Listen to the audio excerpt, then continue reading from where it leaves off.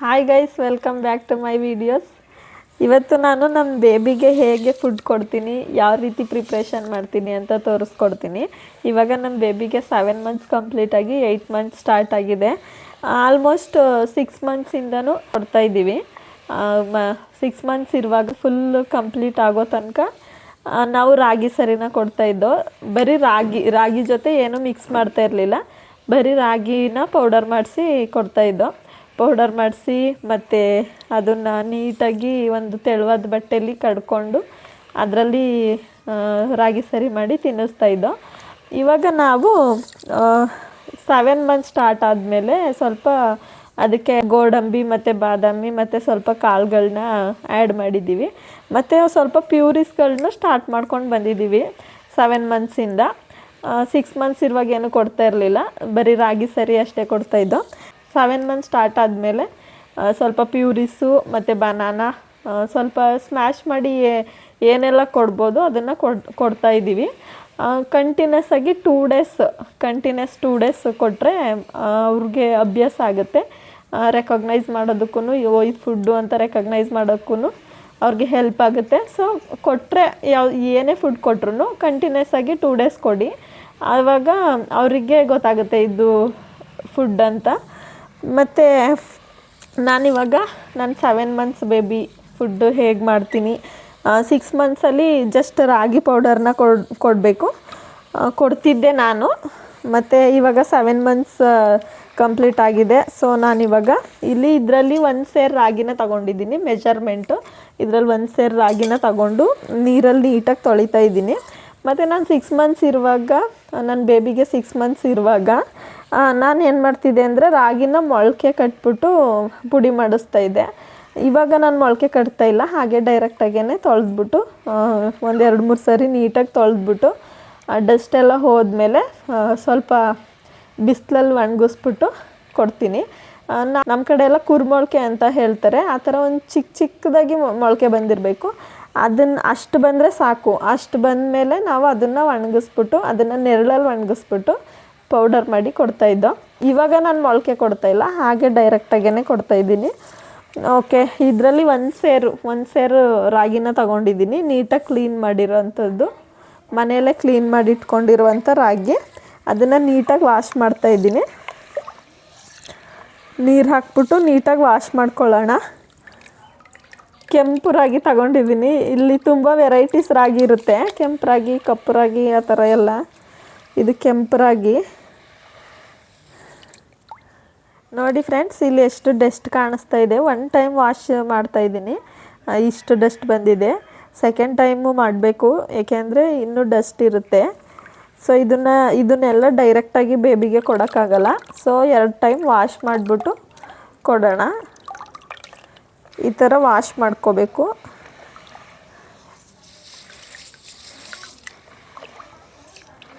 ನೋಡಿ ಎಷ್ಟು ಗಲೀಜು ಬಂದಿದೆ ಅಂತ. ನೋಡಿ ಫ್ರೆಂಡ್ಸ್, ಎಷ್ಟು ಗಲೀಜು ಬಂದಿದೆ ಅಂತ. ಸೊ ಇನ್ನೊಂದು ಟೈಮ್ ವಾಶ್ ಮಾಡೋಣ. ಇದನ್ನೆಲ್ಲ ನೀರು ಸೋರಿಸ್ಬಿಟ್ಟು ವಾಶ್ ಮಾಡೋಣ. ಫ್ರೆಂಡ್ಸ್, ನಾನಿಲ್ಲಿ ರಾಗಿನ ತೊಳೆದು ಒಣಗಿಸಿರೋ ಥರನೇ ಅಕ್ಕಿನೂ ಕೂಡ ಒಣಗಿಸ್ಕೊಂಡಿದ್ದೀನಿ. ವಾಶ್ ಮಾಡಿ ಒಣಗಕ್ಕೆ ಹಾಕಿದ್ದೀನಿ.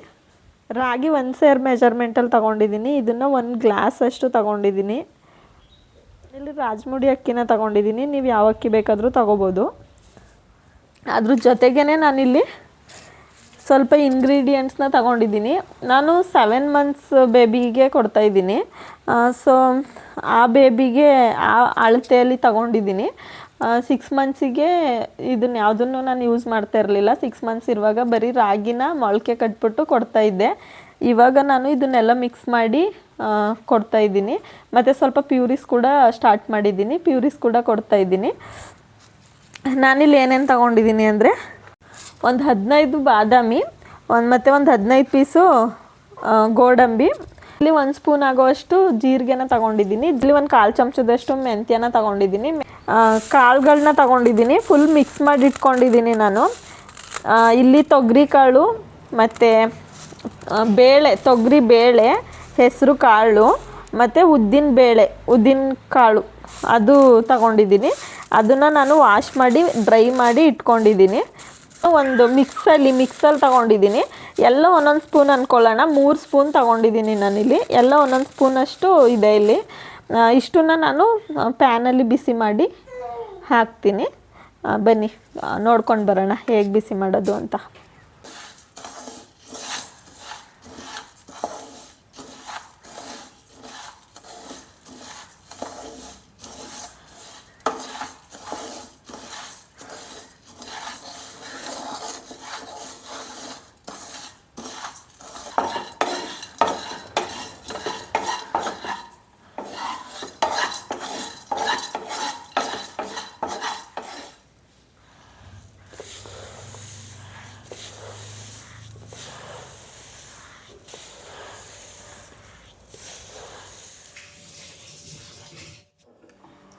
ಓಕೆ ಫ್ರೆಂಡ್ಸ್, ನಾನಿವಾಗ ಹೇಗೆ ಪ್ರಿಪೇರ್ ಮಾಡ್ತೀನಿ ಬೇಬಿ ಫುಡ್ನ ಅಂತ ತೋರಿಸ್ತೀನಿ. ಇವಾಗ ನಾವೇನು ಪುಡಿ ಮಾಡಿ ಇಟ್ಕೊಂಡಿದ್ದೋ ಆ ಪುಡಿನ ನೀಟಾಗಿ ಒಂದು ತೆಳುವಾದ ಬಟ್ಟೆಯಲ್ಲಿ ಫುಲ್ ಜರ್ಡಿ ಮಾಡ್ಕೊಂಡು ಇಟ್ಕೊಂಡಿದ್ದೀವಿ. ಆ ಪೌಡರ್ನ ಯೂಸ್ ಮಾಡಿಕೊಂಡು ಹೇಗೆ ಫುಡ್ ಮಾಡೋದು ಅಂತ ತೋರಿಸ್ಕೊಡ್ತೀನಿ. ಇಲ್ಲಿ ನಾನು ಮಣ್ಣಿಂದು ಮಡಿಕೆ ತಗೊಂಡಿದ್ದೀನಿ. ಇದನ್ನು ನಮ್ಮ ಕಡೆ ಕುಡಿಕೆ ಅಂತೀವಿ. ಒಟ್ಟಿನಲ್ಲಿ ಮಣ್ಣಿನ ಪಾತ್ರೆ ಇದು. ಇದರಲ್ಲಿ ಒಂದು ಅರ್ಧದಷ್ಟು ನೀರು ಹಾಕ್ಕೊಂಡಿದ್ದೀನಿ. ಇಲ್ಲಿ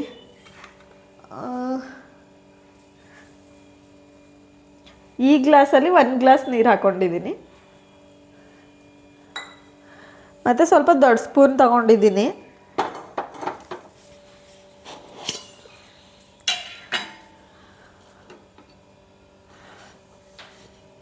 ಇದರಲ್ಲಿ 1.5 ಸ್ಪೂನ್ ಹಾಕ್ತೀನಿ. ಇಲ್ಲಿ ಒಂದು ಸ್ಪೂನು ಫುಲ್ ಹಾಕ್ತಾಯಿದ್ದೀನಿ. ಆ್ಯಂಡ್ ಒಂದು ಅರ್ಧ ಸ್ಪೂನು. ನಾನು ಇನ್ನೂ ಸ್ಟವ್ ಆನ್ ಮಾಡಿಲ್ಲ. ಫುಲ್ಲು ಇದೆ, ಏನು ಸ್ಟವ್ ಆನ್ ಮಾಡ್ದೇ ತಣ್ಣೀರಲ್ಲಿ ಫುಲ್ಲು ಮಿಕ್ಸ್ ಮಾಡ್ಕೊತಾ ಇದ್ದೀನಿ. ಈ ಥರ ಮಿಕ್ಸ್ ಮಾಡ್ಕೊಳ್ಳೋದ್ರಿಂದ ಗಂಟಾಗೋದಿಲ್ಲ. ನಾವೇನಾದರೂ ಒಲೆ ಹಚ್ಕೊಬಿಟ್ಟು ಮಿಕ್ಸ್ ಮಾಡಿಕೊಂಡ್ರೆ ಫುಲ್ ಗಂಟಾಗುತ್ತೆ. ಈ ಥರ ಫುಲ್ ಮಿಕ್ಸ್ ಮಾಡ್ಕೊಂಡಿದ್ದೀನಿ.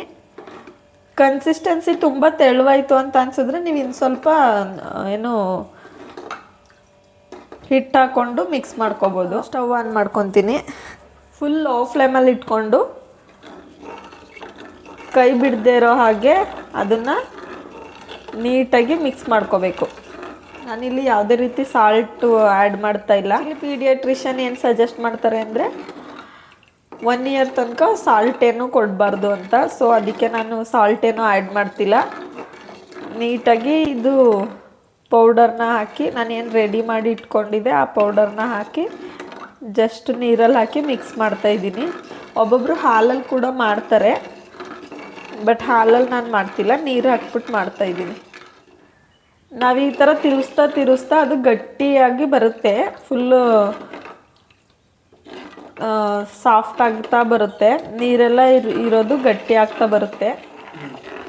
ಹೀಗೆ ತಿರುಗಿಸ್ತಾ ಫುಲ್ ಗಟ್ಟಿ ಆಗೋ ತನಕ ನಾವು ಈ ಥರ ಕೈ ಬಿಡದೆ ತಿರುಗಿಸ್ಕೊತಾ ಇರಬೇಕು. ಇಲ್ಲಾಂದರೆ ಅದು ಗಟ್ಟಿಯಾಗಿ ಗಂಟಾಗ್ಬಿಡುತ್ತೆ.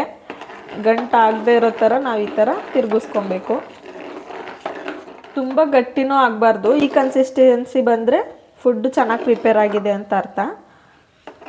ತುಂಬ ಗಟ್ಟಿನೂ ಆಗಬಾರ್ದು, ತುಂಬ ತೆಳುವೂ ಆಗಬಾರ್ದು.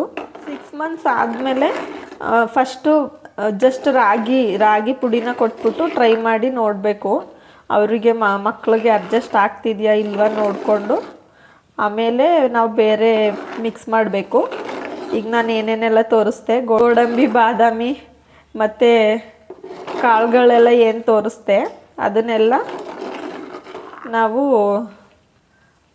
ಒಂದು 7 ಮಂತ್ಸ್ ಸ್ಟಾರ್ಟ್ ಆದಮೇಲೆ ಕೊಟ್ಟರೆ ಒಳ್ಳೆಯದು, ಬೆಟರು. 6 ಮಂತ್ಸ್ ಇರುವಾಗ 6 ಮಂತ್ಸ್ ಕಂಪ್ಲೀಟ್ ಆದಮೇಲೆ ಜಸ್ಟ್ ನಾವು ರಾಗಿ ಸರಿ ಅಷ್ಟೇ ಕೊಟ್ಟರೆ ಸಾಕಾಗುತ್ತೆ. ನಾನು ಕೂಡ 6 ಮಂತ್ಸ್ ಇರುವಾಗ ಜಸ್ಟ್ ರಾಗಿ ಮಾತ್ರ ಕೊಡ್ತಾಯಿದ್ದೆ.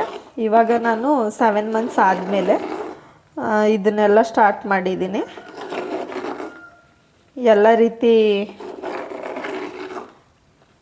ಕಾಳುಗಳು ಮತ್ತು ಈಗ ನಾನು ಏನೇನೆಲ್ಲ ತೋರಿಸ್ದೆ ಅದೇ ಥರ ಕಾಳುಗಳು ಮತ್ತು ರಾಗಿ ಎಲ್ಲ ಪೌಡರ್ ಮಾಡಿ ಈ ಥರ ಕೊಡ್ತೀನಿ. ಈಗ ಫುಡ್ ರೆಡಿಯಾಗಿದೆ, ಕಂಪ್ಲೀಟಾಗಿ ರೆಡಿಯಾಗಿದೆ ನೋಡಿ. ಈ ಕನ್ಸಿಸ್ಟೆನ್ಸಿ ಬರಬೇಕು. ಈ ಕನ್ಸಿಸ್ಟೆನ್ಸಿ ಬಂದರೆ ಫುಡ್ ರೆಡಿಯಾಗಿದೆ ಅಂತ. ನಾವು ಮೆಜರ್ಮೆಂಟ್ನ ಕರೆಕ್ಟಾಗಿ ಮಾಡಿಕೊಂಡ್ರೆ ಪರ್ಫೆಕ್ಟಾಗಿ ಬರುತ್ತೆ.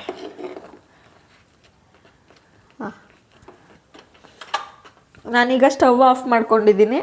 ಸ್ಟವ್ ಆಫ್ ಮಾಡಿಕೊಂಡು ನಾನು ಇದಕ್ಕೆ ಸ್ಟವ್ ಆಫ್ ಆದಮೇಲೆ 1 ಸ್ಪೂನಷ್ಟು ಹೋಮ್ ಮೇಡ್ ಗೀ, ಮನೆಯಲ್ಲೇ ಮಾಡ್ಕೊಂಡಿರುವಂಥ ಗೀನ ಹಾಕ್ತಾಯಿದ್ದೀನಿ. ಇಲ್ಲಿ 1 ಸ್ಪೂನ್ ಹಾಕ್ಕೊತಾ ಇದ್ದೀನಿ.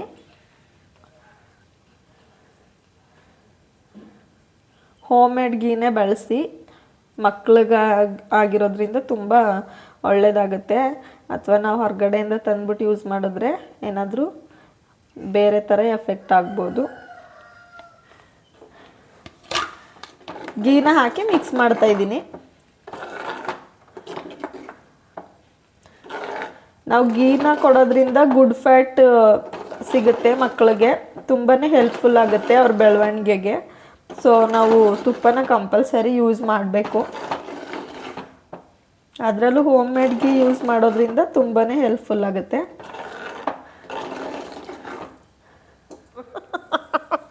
ಏನು ಬುದ್ಧಿ ಕಲ್ತಾರೆ.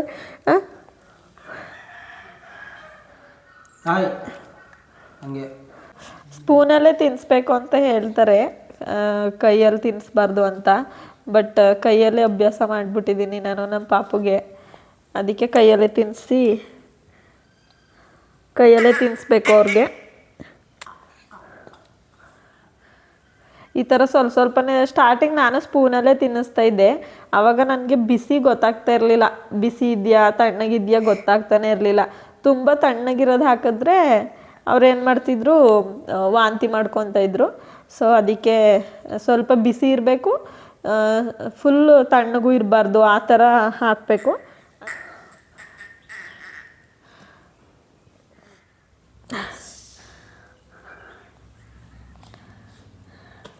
ಈ ಟೈಮಲ್ಲಿ ಅವ್ರಿಗೆ ಹಲ್ಲು ಬರೋದಕ್ಕೆ ಸ್ಟಾರ್ಟ್ ಆಗ್ತಿರುತ್ತೆ, 8 ಮಂತ್ಸ್ 9 ಮಂತ್ಸ್ ಆ ಟೈಮಲ್ಲಿ.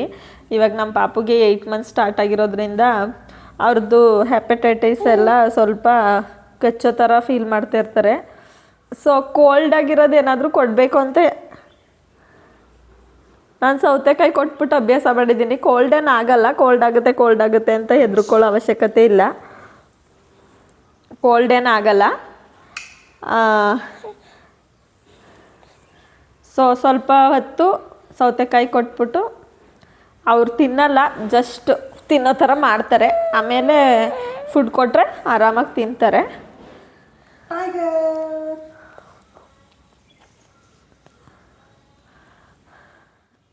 ನಾನೇನು ಡಾಕ್ಟರ್ ಅಲ್ಲ ಅಥವಾ ನ್ಯೂಟ್ರಿಷಿಯನ್ ಅಲ್ಲ. ನಾನೊಂದು ಅಮ್ಮ ಆಗಿ ನನಗೆ ಗೊತ್ತಿರೋ ಫುಡ್ ರೊಟೀನ್ನ ನಾನಿಲ್ಲಿ ಶೇರ್ ಮಾಡ್ತಾಯಿದ್ದೀನಿ. ರಾಗಿಯಲ್ಲಿ ಐರನ್ನು, ಕ್ಯಾಲ್ಶಿಯಮ್ ರಿಚ್ ಇರೋದ್ರಿಂದ ತುಂಬಾ ಹೆಲ್ಪ್ ಆಗುತ್ತೆ. ಬೋನ್ಸ್ ಡೆವಲಪ್ಮೆಂಟ್ ತುಂಬ ಚೆನ್ನಾಗಾಗುತ್ತೆ. ನಿಮಗೆ ಈ ವಿಡಿಯೋ ತುಂಬ ಹೆಲ್ಪ್ಫುಲ್ ಅಂತ ಅನಿಸಿದ್ರೆ ಲೈಕ್ ಮಾಡಿ, ಸಬ್ಸ್ಕ್ರೈಬ್ ಮಾಡಿ. Thank you.